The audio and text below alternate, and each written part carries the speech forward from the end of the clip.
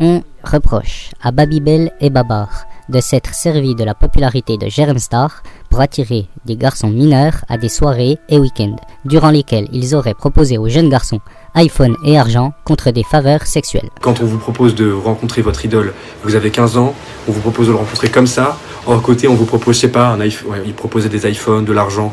Quand vous avez que 15 ans et que vous comprenez pas, vous acceptez. Quant à Jérém Star, on lui reproche d'avoir eu connaissance de ces histoires, mais de n'avoir rien dit. Je reproche à Jérémy d'avoir été au courant de tout ça et de ne pas avoir appelé. Babar et Babybel sont des personnages apparaissant ponctuellement dans des productions de Jérémy Giclon, alias Jérém Star. Babybel s'appelle en fait Jean-Pascal Cardona, il a la cinquantaine, il est coordinateur numérique à Radio France.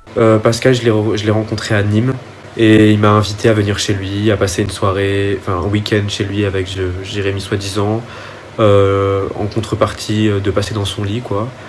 Il était prêt à me payer, etc. Bref, et j'ai compris qu'il avait fait ça avec plein d'autres gens. Sauf qu'au final, j'ai refusé, mais il m'a quand même invité. Et du coup, j'ai vu un peu les dessous de tout ça. J'ai déjà essayé d'en parler, mais on ne m'a jamais cru.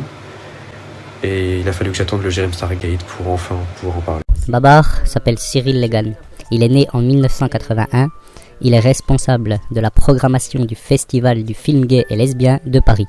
Cette affaire a commencé avec un scoop que Jérém Star a volé à une personne nommée Aquabab sur Twitter. Aquabab ne manqua pas de se venger de Jérém Star en publiant une vidéo de la star en train de se polir le chinois. La vidéo de masturbation n'est pas récente et date de l'époque où Jérém Star faisait payer ce genre de prestations sur son site web. Dans la foulée de cette publication, Aquabab reçoit par mail des infos compromettantes sur Babybel, l'ami de Jérém Star. Oui, j'ai été témoin de choses illégales chez Babybel, sinon je ne serais pas aussi outré et je n'en ferais pas un combat aussi important pour moi. De là s'ensuit toute une polémique autour de Jérém Star et Babybel.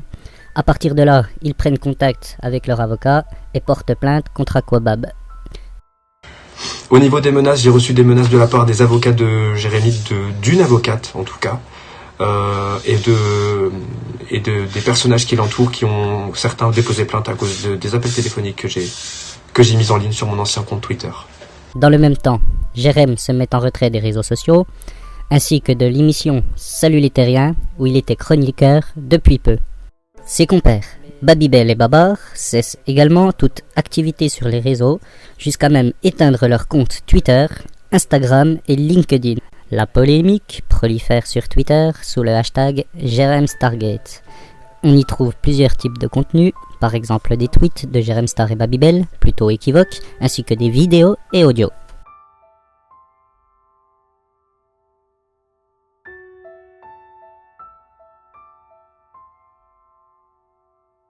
Les Vermines, je viens d'arriver à Nîmes.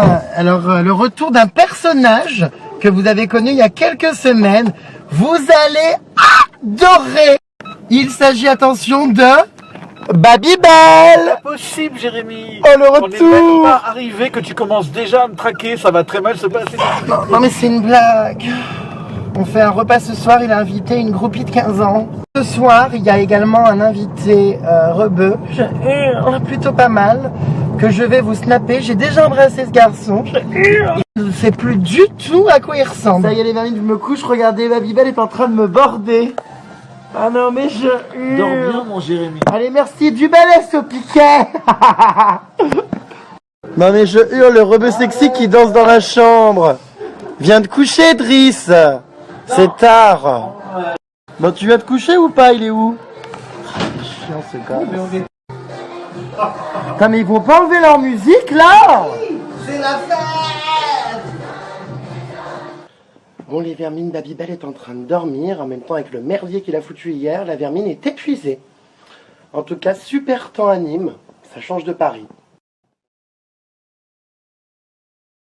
Les infos transmises à Aquabab proviennent d'une autre personne nommée Anwar Off sur Twitter. Dans plusieurs vidéos publiées sur son fil Twitter, Anwar Off accuse directement Babybel de lui avoir proposé des relations sexuelles contre iPhone et argent alors qu'il était mineur. Je suis dans l'histoire parce que je connaissais Pascal personnellement et je suis entre guillemets une des victimes, voilà. Oui, c'est un pervers, concrètement, oui. Mais ça, tout le monde est au courant, et toutes les preuves qui l'accablent sont des preuves fondées et qu'on ne peut pas démentir. Mais là n'est pas le problème. Le problème, c'est que Jérémy se cache et préfère mettre en péril son ex-ami Pascal, alias Babybel, que d'assumer les conséquences de ses actes. Anwar Off dit posséder une sextape de lui et Babybel et laisse également penser qu'il possède des traces de virements faits par Babybel. Non, la sextape avec Babybel, c'était pas bidon, mais bon. Avec les conseils de mon avocat, j'ai décidé de ne pas la poster et qu'elle serait remise aux autorités compétentes, et que c'est plutôt à la police et à la justice de décider de ça, et je n'ai pas posté ça sur Twitter.